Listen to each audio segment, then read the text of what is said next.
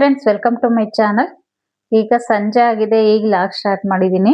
ಆಗಲೇ 5:15 ಆಗಿದ್ದೆ. ಮಳೆ ಬೇರೆ ಬರ್ತಾ ಇತ್ತು, ಲೈಟಾಗಿ ಮಳೆ ಸ್ಟಾರ್ಟ್ ಆಗಿದೆ.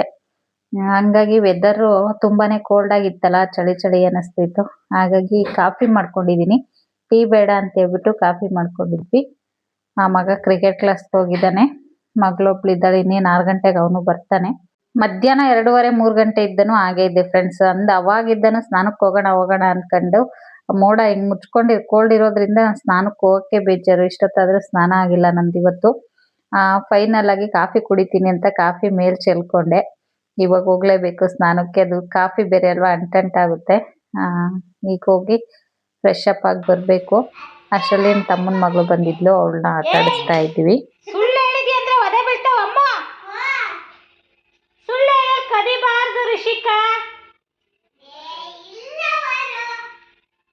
ನಮ್ಮ ಆಂಟಿ ಫೋನ್ ಮಾಡಿದ್ದಾರೆ, ಸುಳ್ಳು ಹೇಳ್ತಿದ್ದಾರೆ. ಅಮ್ಮ ಇಲ್ಲ, ವಾಕ್ ಹೋಗಿದ್ದಾರೆ ಅಂತ. ಮಳೆ ಬರ್ತಾ ಇತ್ತಲ್ವಾ, ಹಾಗಾಗಿ ನಾನು ವಾಕ್ ಹೋಗಿಲ್ಲ. ಸುಮ್ಮನೆ ಹೇಳ್ತಾ ಇದ್ದಾರೆ ವಾಕ್ ಹೋಗಿದ್ದಾರೆ ಅಂತ. ಇನ್ನು ಹಿಂದಿನ ಲಾಗಲ್ಲಿ ಹೇಳಿದ್ದೆ ಅಲ್ವಾ ಬಿದ್ದಿದ್ದೆ ಅಂತೇಳಿ. ಈಗ ಅದು ವಾಸಿ ಆಗಿದೆ. ಮೇಲ್ಗಡೆ ಎಲ್ಲ ಬ್ಲಾಕ್ ಆಗಿ ಇದು ಕಟ್ಟಿತ್ತಲ್ವಾ, ಅದೆಲ್ಲ ಉದ್ರೋಯ್ತು. ಉದ್ರೋದ್ಮೇಲೆ ಫುಲ್ ವೈಟ್ ಆಗಿತ್ತು. ಹಂಗೆ ಇರುತ್ತೆ ನಾ ಕಲ್ಮೆ ಅಂತ ಅನ್ಕೊಂಡೆ. ಬಟ್ ಮಾಮೂಲಿ ಚರ್ಮಕ್ಕೆ ಬರ್ತಾ ಇದೆ. ಈಗ ಒಂದ್ ಸ್ವಲ್ಪ ಸಮಾಧಾನ ಅನ್ನಿಸ್ತು. ಅಂದ್ರೆ ವೈಟ್ ಕಲರ್ ಹಾಗೆ ಉಳಿದ್ಬಿಡುತ್ತೇನೋ ಅಂತ ಅನ್ಕೊಂಡೆ. ಬಟ್ ಪರವಾಗಿಲ್ಲ, ಬ್ಲಾಕ್ ಬ್ಲಾಕ್ ಆಗ್ತಾ ಇದೆ. ಬಾಮ್ಮ, ಏನೇ ಮಾಡ್ತಾ ಇದೀಯ ಬೋಡಿ? ಬಾ ಬಾ ಬಾ ಬಾ ಬಾ ಬಾ ಬಾ ಬಾ.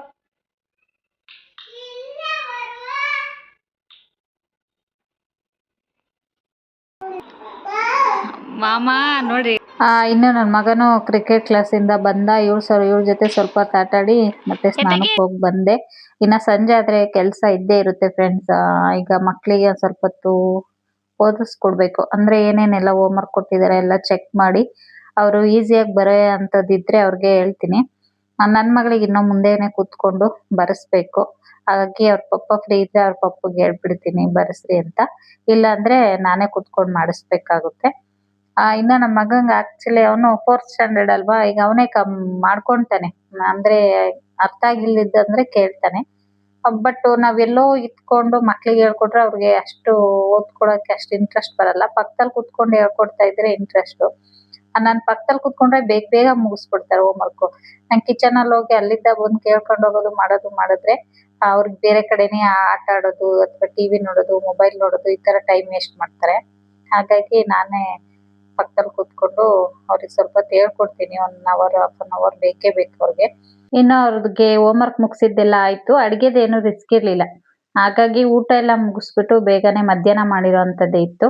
ಹಾಗಾಗಿ ಅಡ್ಗೆದೇನೋ ರಿಸ್ಕ್ ಇಲ್ವಲ್ವಾ, ಅಟ್ಲೀಸ್ಟ್ ಏನಾದ್ರೂ ಮಾಡ್ಕೊಡೋಣ ಮಕ್ಕಳಿಗೆ ಅಂತೇಳಿ.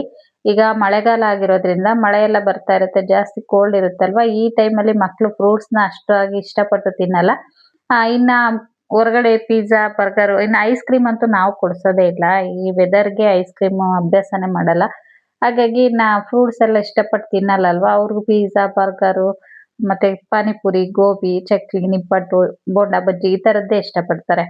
ಹಾಗಾಗಿ ಹೊರಗಡೆ ತಂದ್ಕೊಡೋದ್ಕಿಂತ ಮನೇಲೆ ನಮ್ಮ ಕೈಲಿ ಏನಾಗುತ್ತೋ ಅದನ್ನ ಮಾಡ್ಕೊಟ್ರೆ ಇಷ್ಟಪಟ್ಟು ತಿಂತಾರೆ. ಹೆಲ್ತಿಯಾಗೂ ಇರುತ್ತೆ. ಅಂದ್ರೆ ಹೊರಗಡೆ ಡೀಪ್ ಫ್ರೈ ಮಾಡಿರೋಂಥ ಎಣ್ಣೆನೇ ಜಾಸ್ತಿ ಬಳಸ್ತಾ ಇರ್ತಾರೆ ಎಲ್ಲದಕ್ಕೂ ಅಲ್ವಾ. ಹಾಗಾಗಿ ಮನೇಲೆ ಚಕ್ಲಿ ಮಾಡೋಣ ಅಂತೇಳಿ ಮಾಡ್ಕೊಡ್ತಾ ಇದ್ದೀನಿ. ಸಿಂಪಲ್ ಆಗಿ ಕಡಿಮೆ ಟೈಮಲ್ಲೇ ಮಾಡ್ಬೋದು ಇದನ್ನ. ಹಾಗಾಗಿ ಇಲ್ಲಿ ನಾನು 4 ಕಪ್ನಷ್ಟು ಬೌಲ್ನಷ್ಟು 4 ಬೌಲ್ ತೋರಿಸಿದ್ನಲ್ವ, ಅದರಲ್ಲಿ 4 ಬೌಲ್ನಷ್ಟು ಅಕ್ಕಿ ಹಿಟ್ಟು ತಗೊಂಡಿದ್ದೆ. 2 ಕಪ್ಪು ಹುರ್ಗಡ್ಲೆನ ತಗೊಂಡ್ಬಿಟ್ಟು ಅದನ್ನ ಪುಡಿ ಮಾಡಿ ಹಾಕೊಂಡಿದ್ದೀನಿ. ಅಂದ್ರೆ ತುಂಬಾ ನೈಸಾಗಿ ರುಬ್ಕೋಬೇಕು, ತರಿಯಾಗಿ ರುಬ್ಕೋಬಾರ್ದು. ಆದಷ್ಟು ನುಣ್ಣಗೆ ರುಬ್ಕೊಂಡು ಕಡಲೆನೂ ಸೇರಿಸಿ, ಜೊತೆಗೆ 1 ಸ್ಪೂನಷ್ಟು 3/4 ಸ್ಪೂನಷ್ಟು ಜೀರಿಗೆನ ಸೇರಿಸಿ, 1 2 ಸ್ಪೂನಷ್ಟು ಎಳ್ಳನ್ನ ಸೇರಿಸಿದ್ದೀನಿ. ಜೊತೆಗೆ ಸ್ವಲ್ಪ ಅಜ್ವಾನ. ಇದನ್ನೆಲ್ಲ ಆಪ್ಷನಲ್ಲು, ನೀವು ಹೆಚ್ಚು ಕಡಿಮೆ ಮಾಡ್ಕೋಬೋದು. ಎಳ್ಳು, ಜೀರಿಗೆ, ಅಜ್ವಾನ ಎಲ್ಲನೂ. ಜೊತೆಗೆ 1 ಸ್ಪೂನಷ್ಟು ಖಾರದ ಪುಡಿನ ಸೇರಿಸಿದ್ದೀನಿ. ಜೊತೆಗೆ ಉಪ್ಪು, ರುಚಿಗೆ ತಕ್ಕಷ್ಟು ಉಪ್ಪು. ಕೈಯಲ್ಲೇನೆ ನಾನು ಉಪ್ಪು ಹಾಕೋದು. ಸ್ಪೂನಲ್ಲಿ ನನಗೆ ಅಷ್ಟಾಗಿ ಅಳತೆ ಗೊತ್ತಾಗಲ್ಲ. ಹಾಗಾಗಿ ಉಪ್ಪನ್ನ ಕೈಯಲ್ಲೇ ಹಾಕ್ಬಿಟ್ಟು ಎಲ್ಲಾನು ಚೆನ್ನಾಗಿ ಮಿಕ್ಸ್ ಮಾಡ್ಕೊಳ್ತಾ ಇದ್ದೀನಿ. ಎಲ್ಲಾನು ಹೊಂದ್ಕೋಬೇಕು. ಕಡಲೆ ಪುಡಿ ಮಾಡಿ ಹಾಕಿದ್ವಲ್ಲ ಕಡಲೆ, ಅದು ಮತ್ತೆ ಹುರ್ಗಡ್ಲೆ ಪುಡಿ ಮತ್ತೆ ಅಕ್ಕಿ ಹಿಟ್ಟು, ಖಾರದ ಪುಡಿ, ಉಪ್ಪು ಎಲ್ಲ ಚೆನ್ನಾಗಿ ಮಿಕ್ಸ್ ಆಗಬೇಕು. ಅಲ್ಲಿ ತನಕ ಚೆನ್ನಾಗಿ ಮಿಕ್ಸ್ ಮಾಡ್ಕೋಬೇಕು ಈ ರೀತಿಯಾಗಿ.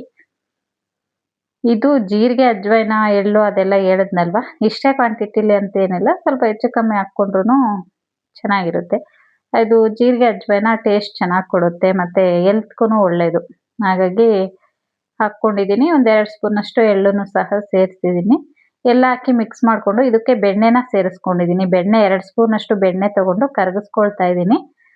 ಇದನ್ನು ನೀವು ತುಪ್ಪದಲ್ಲೂ ಮಾಡ್ಕೋಬೋದು ಅಥವಾ ಡಾಲ್ಡಾ, ಬೆಣ್ಣೆ ಅಥವಾ ಎಣ್ಣೆ ಯಾವ್ದು ಇಷ್ಟನೋ ಅದನ್ನು ನೀವು ಯಾವುದಿದೆಯೋ ಅದರಲ್ಲೇ ಮಾಡ್ಕೋಬೋದು. ತುಪ್ಪನೇ ಬೇಕು, ಬೆಣ್ಣೆನೇ ಬೇಕಂತಿಲ್ಲ. ಸ್ವಲ್ಪ ಬೆಣ್ಣೆ, ತುಪ್ಪ ಆದರೆ ಸ್ವಲ್ಪ ಟೇಸ್ಟ್ ಜಾಸ್ತಿನೇ ಬರುತ್ತೆ ಎಣ್ಣೆಗಿಂತ.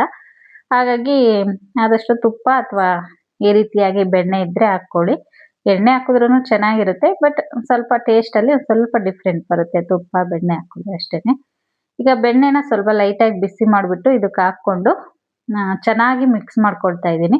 ಸ್ಪೂನಲ್ಲಿ ಮಿಕ್ಸ್ ಮಾಡೋದಕ್ಕಿಂತ ಈ ರೀತಿಯಾಗಿ ಕೈಯಲ್ಲೇ ಚೆನ್ನಾಗಿ ಮಿಕ್ಸ್ ಮಾಡ್ಕೋಬೇಕು. ಫಸ್ಟು ನೀರು ಹಾಕ್ತೇನೆ, ಬೆಣ್ಣೆ ಬಿಸಿ ಮಾಡಿದ್ವಲ್ಲ, ಬೆಣ್ಣೆ ಅಥವಾ ಎಣ್ಣೆ ಯಾವುದಾದ್ರೂ ಹಾಕ್ಕೊಂಡು ಈ ರೀತಿಯಾಗಿ ಎಲ್ಲದ್ರ ಜೊತೆನೂ ಎಲ್ಲ ಹಿಟ್ಟನ್ನು ನೀಟಾಗಿ ಪೂರ್ತಿಯಾಗಿ ಕಲಿಸ್ಕೋಬೇಕು. ಯಾವ ರೀತಿಯಾಗಿ ಕಲಿಸ್ಕೋಬೇಕಪ್ಪ ಅಂತಂದರೆ, ಹಿಟ್ಟನ್ನು ನಾವು ಉಂಡೆ ಕಟ್ಟಬೇಕು. ಕಟ್ಟಿದ್ಮೇಲೆ ಅದು ಉಂಡೆ ಆಗಬೇಕು, ಬಟ್ ಮುಟ್ಟಿದ ತಕ್ಷಣ ಪುಡಿ ಆಗಬೇಕು. ಆ ರೀತಿಯಾಗಿ ನಾವು ಹಿಟ್ಟನ್ನು ಕಲಿಸ್ಕೋಬೇಕಾಗುತ್ತೆ. ಈಗ ತೋರಿಸ್ತಾ ಇದ್ದೀನಿ ನೋಡಿ, ಈ ರೀತಿ ಉಂಡೆ ಕಟ್ಟಿದ್ದೀನಿ, ಬಟ್ ಈ ರೀತಿ ಮುಟ್ಟಿದ ತಕ್ಷಣ ಅದು ಪುಡಿ ಆಗ್ತಾ ಇದೆ. ಅದಕ್ಕೆ ನಾವು ಹಿಟ್ಟನ್ನು ಕಲಿಸ್ಕೋಬೇಕಾಗುತ್ತೆ. ಈ ರೀತಿಯಾಗಿ ಎಲ್ಲನೂ ನೀಟಾಗಿ ಕಲಿಸ್ಕೊಂಡ್ಮೇಲೆ ಈಗ ನೀರನ್ನು ಸೇರಿಸ್ಬಿಟ್ಟು ಕಲಿಸ್ಕೋಬೇಕಾಗುತ್ತೆ. ತಣ್ಣೀರೇನೆ, ಬಿಸಿನೀರಲ್ಲ, ತಣ್ಣೀರನ್ನೇ ಹಾಕ್ಬಿಟ್ಟು ಈ ರೀತಿಯಾಗಿ ಕಲಿಸ್ಕೋಬೇಕಾಗುತ್ತೆ. ಒಂದೇ ಸರಿ ಹಾಕ್ಕೊಳಕ್ಕೆ ಹೋಗಬೇಡಿ ನೀರು. ಸ್ವಲ್ಪವಾಗಿ ನೀರನ್ನು ಸೇರಿಸ್ಕೊಬಿಟ್ಟು ತುಂಬ ನಾದಕ್ಕೆ ಹೋಗ್ಬಾರ್ದು, ಲೈಟಾಗಿ ಕಲಿಸ್ಕೋಬೇಕು. ತುಂಬ ಗಟ್ಟಿಯಾಗೂ ಬೇಡ, ನೀರಾಗೂ ಬೇಡ, ತೆಳುವಾಗೂ ಬೇಡ, ಮೀಡಿಯಮ್ ಇರಬೇಕು. ನಾನು ತೋರಿಸ್ತೀನಿ ಯಾವ ರೀತಿಯಾಗಿ ಬರಬೇಕಿತ್ತು ಅಂತ. ನೋಡಿ, ಈ ರೀತಿಯಾಗಿ ತುಂಬ ನಾದಕ್ಕೂ ಏನು ಹೋಗಬೇಡಿ. ಚಪಾತಿ ನಾದ್ತೀವಲ್ವಾ ಪ್ರೆಷರ್ ಕೊಟ್ಟು, ಆ ರೀತಿ ಏನು ಪ್ರೆಷರ್ ಕೊಟ್ಟು ಕಲಸೋ ಅವಶ್ಯಕತೆ ಇಲ್ಲ. ಲೈಟಾಗಿ ಮಿಕ್ಸ್ ಮಾಡ್ಕೊಂಡ್ರೆ ಆಯಿತು. ಇದಕ್ಕೆ ಯಾವುದೇ ರೀತಿ ಸೋಡಾ ಅದನ್ನೇನು ಬಳಸೋ ಅವಶ್ಯಕತೆ ಇಲ್ಲ. ಈಗ ನೋಡ್ತಿದ್ದೀರಲ್ವ ನೀವೇ, ಈಗ ನಾನು ತೋರಿಸ್ತೀನಿ ನೋಡಿ. ಈ ರೀತಿ ಅಂದ ತಕ್ಷಣ ಎಷ್ಟು ಇದ್ರಾಗ ಬರ್ತಾ ಇದೆ ಹಿಟ್ಟು ಅಂತ. ಈ ರೀತಿಯಾಗಿ ಕಲಿಸ್ಕೋಬೇಕು ನಾವು, ಆವಾಗ ಚಕ್ಲಿ ತುಂಬ ಚೆನ್ನಾಗಿ ಬರುತ್ತೆ. ಇದನ್ನೇನು ನೆನೆಯೋದಕ್ಕೆ ಬಿಡೋ ಅವಶ್ಯಕತೆ ಇಲ್ಲ. ಒಂದು 5 ನಿಮಿಷ ಬಿಟ್ಟರೆ ಪರವಾಗಿಲ್ಲ, ಅದ್ರ ಮೇಲೆ ಏನು ಬಿಡೋದಕ್ಕೆ ಹೋಗಬೇಡಿ. ಮಾಡಿದ ತಕ್ಷಣ ಡೈರೆಕ್ಟಾಗಿ ಮಾಡಿಕೊಂಡ್ರೆ ಆಯಿತು. ಈಗ ಚಕ್ಲಿ ಒಳಗೆ ಸ್ವಲ್ಪ ಎಣ್ಣೆನ ಸವರ್ಕೊಬಿಟ್ಟು ಚಕ್ಲಿನ ಒತ್ಕೊಳ್ಳೋ ಅಂಥದ್ದು, ಅಂದರೆ ಕಚ್ಕೊಳ್ಳುತ್ತೆ ಹಾಗೇನೆ ಹಾಕಿದ್ರೆ. ಹಾಗಾಗಿ ಸ್ವಲ್ಪ ಎಣ್ಣೆನ ಈ ರೀತಿಯಾಗಿ ಸವರ್ಕೊಂಡು ಹಿಟ್ಟನ್ನು ತಗೊಂಡು ಮತ್ತೆ ಸ್ವಲ್ಪ ನಾದ್ಕೋಬೇಕು. ಅಂದರೆ ಫುಲ್ಲು ಇದು ಬೇಡ, ಸುಮ್ಮನೆ ಲೈಟಾಗಿ ಒಂದು ಸ್ವಲ್ಪ ನಾದ್ಕೊಂಬಿಟ್ಟು ಹಿಟ್ಟನ್ನು ಇಟ್ಕೊಂಡು ನಮ್ಗೆ ಯಾವ ಸೈಜಿಗೆ ಬೇಕೋ, ದೊಡ್ಡದಾಗಿ ಬೇಕೋ ಸಣ್ಣದಾಗಿ ಬೇಕೋ ನೋಡ್ಕೊಬಿಟ್ಟು ಚಕ್ಲಿನ ಒತ್ಕೊಳ್ಳೋ ಅಂಥದ್ದು ಇಷ್ಟೇ. ಈ ರೀತಿಯಾಗಿ ನಾದ್ಕೊಂಡು ಮತ್ತೆ ಇಟ್ಕೊಂಡು ಚಕ್ಲಿನ ಮಾಡ್ಕೊಳ್ತಾ ಇದ್ದೀನಿ. ಒಂದು ಟೈಮಲ್ಲಿ ನನಗೆ ಯಾವುದೇ ರೀತಿ ಅಡುಗೆ ಬರ್ತಾ ಇರಲಿಲ್ಲ ಫ್ರೆಂಡ್ಸ್. ಮದುವೆ ಆದ ಹೊಸದಲ್ಲಿ ನನಗೆ ಅಷ್ಟಾಗಿ ಅಡುಗೆಗಳು ಯಾವುದೂ ಬರ್ತಾ ಇರಲಿಲ್ಲ. ಬಟ್ ಈಗ ಎಲ್ಲ ಪ್ರತಿಯೊಂದು ಅಡುಗೆನೂ, ಯಾವ ಅಡುಗೆನೂ ಕೆಡಿಸಲ್ಲ ಗೊತ್ತಾ. ಎಷ್ಟು ಚೆನ್ನಾಗಿ ಮಾಡ್ತೀನಿ ಅಂತ ನನ್ನ ಬಗ್ಗೆನೇ ನನಗೆ ಒಂದೊಂದ್ಸರಿ ಹೆಮ್ಮೆ ಅನಿಸುತ್ತೆ ನಿಜವಾಗ್ಲೂ.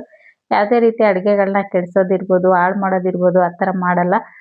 ಯಾವ ಅಡುಗೆ ಮಾಡಿದ್ರು ತುಂಬ ಚೆನ್ನಾಗಿ ಮಾಡ್ತೀನಿ. ಒಬ್ಬಟ್ಟು ಸಹ ಅಷ್ಟೇ, ಒಬ್ಬಟ್ಟು, ಚಿಕನ್ನು, ಮಟನ್ನು, ಸ್ವೀಟಲ್ಲಿ ಇಂಥ ಅಡುಗೆ ಬರಲ್ಲ ಅಂತಿಲ್ಲ, ನಾನ್ ವೆಜ್ಜಲ್ಲೂ ಈ ರೀತಿ ಅಡುಗೆ ಬರಲ್ಲ ಅಂತಿಲ್ಲ. ಎಲ್ಲ ಅಡುಗೆನೂ ಪರ್ಫೆಕ್ಟಾಗಿ ಚೆನ್ನಾಗಿ ಮಾಡ್ತೀನಿ. ಅದು ಖುಷಿ. ಎಲ್ಲರೂ ಮನೇಲಿ ಮಾಡಿದವ್ರು ಇಷ್ಟಪಟ್ಟು ತಿಂತಾರೆ. ನೋಡಿ, ಇನ್ನು ಈ ರೀತಿಯಾಗಿ ಒತ್ಕೊಳ್ಳೋದಷ್ಟೇ. ತುಂಬ ಅಂದರೆ ತುಂಬಾ ಚೆನ್ನಾಗಿ ಬಂದಿತ್ತು ಚಕ್ಲಿ ಅಂತೂ.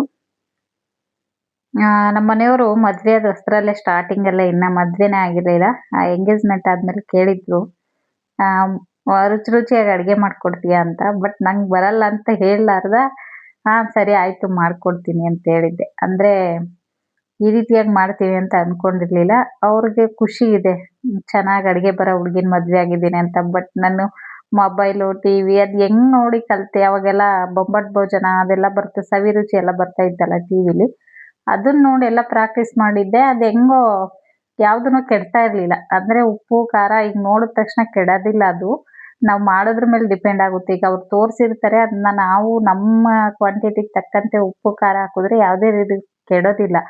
ಅವರು ಇದಕ್ಕೆ ಕರೆಕ್ಟಾಗಿ ಹಾಕ್ಕೊಂಡಿರ್ತಾರೆ. ಬಟ್ ನಾವು ಹಾಕ್ಬೇಕಾದ್ರೆ ಅದನ್ನೆಲ್ಲ ಸ್ವಲ್ಪ ಹೆಚ್ಚು ಕಮ್ಮಿ ಎಲ್ಲ ಮಾಡಿಬಿಟ್ಟು, ಒಂದು ಸ್ವಲ್ಪನೂ ಹೆಚ್ಚು ಕಮ್ಮಿ ಆದ್ರೂ ಊಟ ಕೆಟ್ಟೋಗುತ್ತೆ ಫ್ರೆಂಡ್ಸ್. ಹಾಗಾಗಿ ಎಷ್ಟು ಇದಕ್ಕೆ ಎಷ್ಟು ಕ್ವಾಂಟಿಟಿಲಿ ಹಾಕಬೇಕು ಅನ್ನೋದು ಮೇಯ್ನ್ ತಿಳ್ಕೊಂಡಿರಬೇಕು.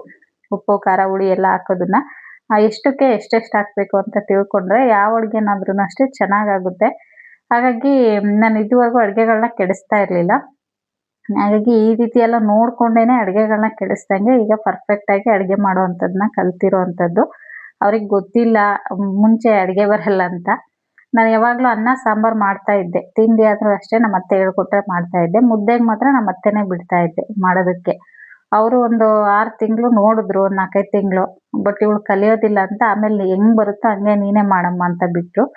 ಹಂಗೆ ಮಾಡ್ತಾ ಮಾಡ್ತಾ ನಾನೇ ಅಭ್ಯಾಸ ಮಾಡಿಕೊಂಡೆ. ಈಗ ಎಷ್ಟು ಜನಕ್ಕೆ ಬೇಕಿದ್ರೂ ಮಾಡ್ತೀನಿ ಮುದ್ದೆ ಅದೆಲ್ಲ.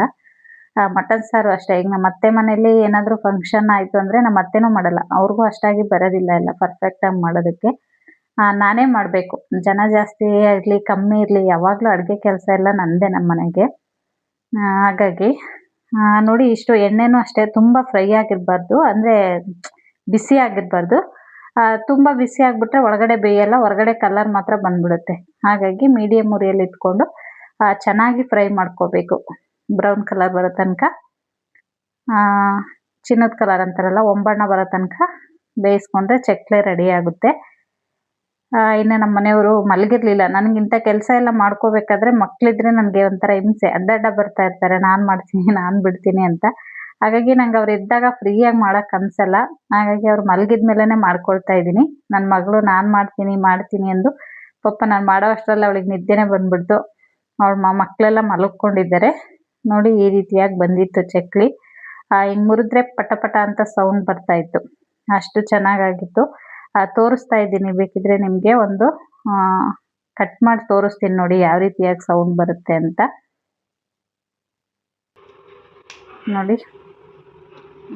ನೋಡಿ ಈ ರೀತಿಯಾಗಿ ಆಗಿತ್ತು. ಇನ್ನು ಅವನ್ನೆಲ್ಲ ಒಂದು ಬಾಕ್ಸಿಗೆ ಹಾಕಿ ಎತ್ತಿಟ್ಕೊಂಡೆ. ಇದಾಗಿತ್ತು ಫ್ರೆಂಡ್ಸ್ ಇವತ್ತಿನ ಈ ವಿಡಿಯೋ. ಈ ವಿಡಿಯೋ ಏನಾದರೂ ನಿಮ್ಗೆ ಇಷ್ಟ ಆಗಿದ್ರೆ ಪ್ಲೀಸ್ ಲೈಕ್ ಮಾಡಿ, ಕಮೆಂಟ್ ಮಾಡಿ, ಹಾಗೆ ಶೇರ್ ಮಾಡಿ. ಇನ್ನೂ ಯಾರೆಲ್ಲ ನನ್ನ ಚಾನಲ್ನ ಸಬ್ಸ್ಕ್ರೈಬ್ ಮಾಡ್ಕೊಳ್ದೆ ನೋಡ್ತಾ ಇದ್ದೀರಾ ಪ್ಲೀಸ್ ಸಬ್ಸ್ಕ್ರೈಬ್ ಮಾಡ್ಕೊಂಡು ನೋಡಿ ಫ್ರೆಂಡ್ಸ್, ಹಾಗೆ ಸಪೋರ್ಟ್ ಮಾಡಿ ಅಂತ ಹೇಳ್ತಾ ಈ ವಿಡಿಯೋನ ಇಲ್ಲಿಗೆ ಎಂಡ್ ಮಾಡ್ತಾ ಇದ್ದೀನಿ. ಮತ್ತೆ ಸಿಗ್ತೀನಿ ನೆಕ್ಸ್ಟ್ ವಿಡಿಯೋದಲ್ಲಿ. ಅಲ್ಲಿ ತನಕ ವಿಡಿಯೋ ನೋಡಿದ ನಿಮ್ಮೆಲ್ರಿಗೂ ಧನ್ಯವಾದಗಳು.